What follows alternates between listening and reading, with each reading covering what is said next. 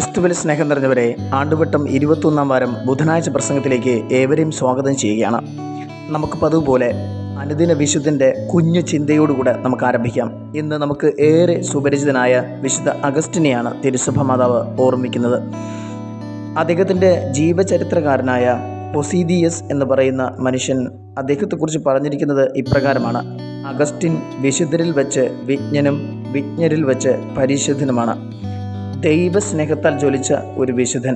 അങ്ങനെ നമുക്ക് വിശുദ്ധ അഗസ്റ്റിനെ പറയാം.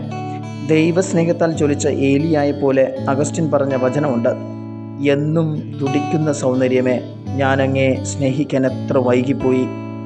പ്രിയപ്പെട്ടവരെ, ഈയിടയിൽ തുർക്കിയിൽ നിന്ന് 61 വയസ്സുകാരിയായ ബൽക്കിസിൻ്റെ മാനസാന്തര കഥ ഞാൻ വായിക്കുകയുണ്ടായി.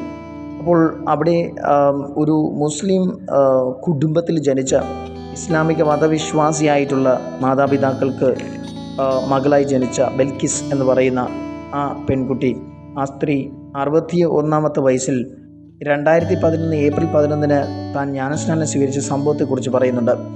3 കാര്യങ്ങളാണ് അദ്ദേഹം നമ്മളോട് പറയുന്നത്. 1, ദൈവം എന്നെ തിരഞ്ഞെടുത്തു, ഞാൻ ദൈവത്തെ അല്ല. 2, കർത്താവിൻ്റെ അനന്തമായ സ്നേഹം എന്നെ എല്ലാ ദിവസവും ആകർഷിച്ചു കൊണ്ടിരിക്കുന്നു. തേനീച്ചയ്ക്ക് ഈ പൂവ് എപ്രകാരം ആകർഷണമാകുന്നു അപ്രകാരം തന്നെ. 3, എൻ്റെ സുഹൃത്തും കാമുകനുമായ കർത്താവിനെ ഞാൻ കണ്ടുമുട്ടി. പ്രിയപ്പെട്ടവരെ, ദൈവത്തിൻ്റെ ഛായയിലും സാദൃശ്യത്തിന് സൃഷ്ടിക്കപ്പെട്ട നമുക്ക് ദൈവസ്നേഹത്തിൽ ജ്വലിക്കുന്നവരാകാം. വിശുദ്ധ അഗസ്റ്റിൻ ആ ചിന്തയാണ് നമ്മോട് പറഞ്ഞു വയ്ക്കുക. അതുകൊണ്ടാണ് അദ്ദേഹം പറഞ്ഞത്: കർത്താവെ, അങ്ങിൽ വിലയം പ്രാപിക്കുവോളം എൻ്റെ ആത്മാവ് അസ്വസ്ഥമാണ്. വിചിന്തനത്തിലേക്ക് ഇന്നത്തെ ഒന്നാമത്തെ വായന പൗലോസ് അപ്പോസ്തലൻ തെസ്സലോനിയക്കാർക്ക് എഴുതിയ ലേഖനത്തിൽ നിന്നാണ് എടുത്തിരിക്കുന്നത്. അവിടുത്തെ സഭാമക്കൾക്ക്, തെസ്സലോനിയക്കാർക്ക് ഉപദേശം നൽകുന്ന ഭാഗമാണ് നമ്മൾ വായിച്ചു കേൾക്കുക. വിശുദ്ധ ജോൺ ബോസ്കോ ആവർത്തിച്ച് പറയുന്ന ഒരു കാര്യമുണ്ട്: അലസത എല്ലാ തെറ്റിൻ്റെയും അമ്മയാണ്. അലസതയെക്കുറിച്ച് പറഞ്ഞ് അതിനെതിരെ ജീവിതത്തിൽ പൊരുതാൻ വിശുദ്ധ പൗലോസ് അപ്പോസ്തലൻ തെസ്സലോനിയക്കാരെ ഓർമ്മപ്പെടുത്തുകയാണ്. ഇത് ഉൽപ്പത്തി പുസ്തകം 3-ാം അധ്യായം 19-ാം വാക്യത്തിൽ കർത്താവ് മനുഷ്യർക്ക് കൊടുത്ത ഒരു കടമയെ ഓർമ്മപ്പെടുത്തുന്നു: നെറ്റിയിൽ വിയർപ്പ് കൊണ്ട് അപ്പം ഭക്ഷിക്കുക. സുഭാഷിതങ്ങളുടെ പുസ്തകം 14:23 ഇപ്രകാരം വായിക്കുന്നുണ്ട്: അധ്വാനമേതും ലാഭകരമാണ്. പുറപ്പാട് പുസ്തകം 20:9 പറയുന്നു: 6 ദിവസം നീ അധ്വാനിക്കുക, എല്ലാ ജോലികളും ചെയ്യുക എന്ന കർത്താവിൻ്റെ വചനത്തിൻ്റെ ഓർമ്മപ്പെടുത്തൽ കൂടിയാണ് ഒന്നാമത്തെ വായന. ചൈനീസിൽ ഒരു പഴമൊഴിയുണ്ട്: ഇരുന്ന് തുരുമ്പിക്കുന്നതിനേക്കാൾ നല്ലത് ഉപയോഗിച്ച് തേഞ്ഞു തീരുന്നതാണ്. സുവിശേഷത്തിലും അലസതയോട് വൈമുഖ്യം കാണിക്കുന്ന കർത്താവിനെ കാണാൻ പറ്റും. മത്തായിയുടെ സുവിശേഷം 20-ാം അധ്യായം 6-ാം വാക്യത്തിൽ ഇപ്രകാരം പറയുന്നുണ്ട്: ഏകദേശം 11-ാം മണിക്കൂറിൽ അവൻ പുറത്തേക്ക് ഇറങ്ങിയപ്പോഴും അവിടെ ചിലർ അലസരായി നിൽക്കുന്നത് കണ്ട് ചോദിച്ചു, നിങ്ങൾ ദിവസം മുഴുവൻ അലസരായി നിൽക്കുന്നതെന്ത്? കർത്താവ് അധ്വാനിക്കാത്ത അലസതയെ കുറ്റപ്പെടുത്തുന്നുണ്ട്. താലന്ത് കുഴിച്ചിട്ടവനോട് മത്തായിയുടെ സുവിശേഷം 25:26 ദുഷ്ടനും മടിയനുമായ ഭൃത്യ, ഞാൻ വിതയ്ക്കാത്തിടത്തുനിന്ന് കൊയ്യുന്നവനും വിതറാത്തിടത്തുനിന്ന് ശേഖരിക്കുന്നവനുമാണെന്ന് നീ മനസ്സിലാക്കിയിരുന്നല്ലോ. റോമാക്കാർക്ക് എഴുതിയ ലേഖനം 12-ാം അധ്യായം 1-ാം വാക്യത്തിൽ പൗലോസ് അപ്പോസ്തലൻ ഇപ്രകാരം പറയുന്നുണ്ട്: തീക്ഷ്ണതയിൽ മാന്യം കൂടാതെ ആത്മാവിൽ ജ്വലിക്കുന്നവരായി കർത്താവിനെ ശുശ്രൂഷിക്കണമെന്ന്. വിശുദ്ധ അഗസ്റ്റിൻ അതുകൊണ്ട് പറയുന്നു: കർത്താവ്, നമ്മുടെ കർത്താവ് പ്രവർത്തിക്കുന്ന കർത്താവാണ്. God is active God, not passive. എന്നിട്ട് അഗസ്റ്റിൻ പറയും: നമ്മൾ ക്രമമായി കാര്യങ്ങൾ ചെയ്യണം, ആ ക്രമം നമ്മെ സുരക്ഷിതമായി കാക്കുമെന്ന്. മദർ തെരേസ പറഞ്ഞത് ഓർക്കാം: നമ്മുടെ പ്രവൃത്തിയുടെ വിളക്കുകൾ എപ്പോഴും പ്രകാശമാനമാക്കണം. അതിന് നിരന്തരം അതിൽ നാം എണ്ണ ഒഴിച്ചുകൊണ്ടേയിരിക്കണം. നമ്മുടെ പരിശ്രമം, അധ്വാനം വളരെ പ്രധാനപ്പെട്ടതാണെന്ന് സാരാംശം. 1860കളിൽ ഇറ്റലിയിലെ മെഡോണയിൽ ഒരു അധ്യാപകന് ഉണ്ടായ അനുഭവം ഇവിടെ ഓർക്കുകയാണ്. അധ്യാപകൻ ഡിസിപ്ലിൻ ചാർജ് ഉണ്ടായിരുന്നതുകൊണ്ട് തന്നെ കുട്ടികൾ ജനാലയുടെ പുറത്തേക്ക് നോക്കിയിരിക്കുന്നത് കണ്ട് അവരെ വഴക്ക് പറയാൻ തുടങ്ങി. നോക്കിയപ്പോഴാണ് എല്ലാ ദിവസവും കടയിലേക്കുള്ള തൻ്റെ യാത്രയിൽ ഒരു കുഞ്ഞ് കീറിപ്പറഞ്ഞ വസ്ത്രങ്ങളിട്ടിട്ട് ഈ ജനലിനരികെ ഇരുന്ന് ക്ലാസ് ശ്രദ്ധിക്കുന്നുണ്ട്. അപ്പോൾ ആ കൊച്ചിനെ ശകാരിക്കുകയായിരുന്നു ഈ അധ്യാപകനോട് ആ പയ്യൻ പറഞ്ഞത് ഇപ്രകാരമാണ്: ഞാൻ ഒരു തെറ്റും ചെയ്യുന്നില്ല, അങ്ങെടുക്കുന്ന ക്ലാസ്സുകൾ എല്ലാം കൃത്യമായി എല്ലാ ദിവസവും ഞാൻ കേൾക്കുന്നു, പഠിക്കുന്നു. എൻ്റെ അപ്പന് ഫീസ് കൊടുക്കാൻ കഴിവില്ല. അപ്പോൾ അങ്ങനെയാണെങ്കിൽ പരീക്ഷണാർത്ഥം അധ്യാപകൻ ചോദിക്കുന്നുണ്ട്, ഇന്നലെയും മെനിയാന്നും പഠിപ്പിച്ച പാഠങ്ങൾ നിനക്ക് ഓർക്കാൻ കഴിയുന്നോ?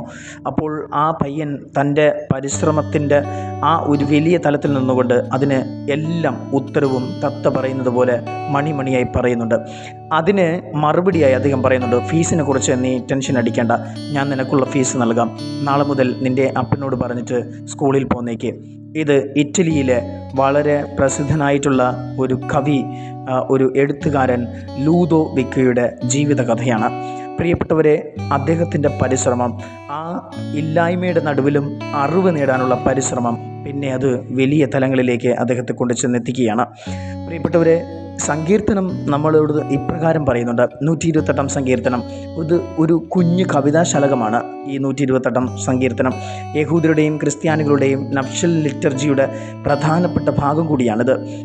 വാക്യം 2 ഇപ്രകാരം പറയുന്നു, 128:2, നിൻ്റെ അധ്വാന ഫലം നീ അനുഭവിക്കും, നീ സന്തുഷ്ടനായിരിക്കും, നിനക്ക് നന്മ വരും. 32 വർഷത്തിന് ശേഷം പെറു എന്ന രാജ്യത്തിന് ഒരു ഒളിമ്പിക് മെഡൽ നേടിക്കൊടുത്ത, വെങ്കല മെഡൽ നേടിക്കൊടുത്ത ഒരു മനുഷ്യനുണ്ട്.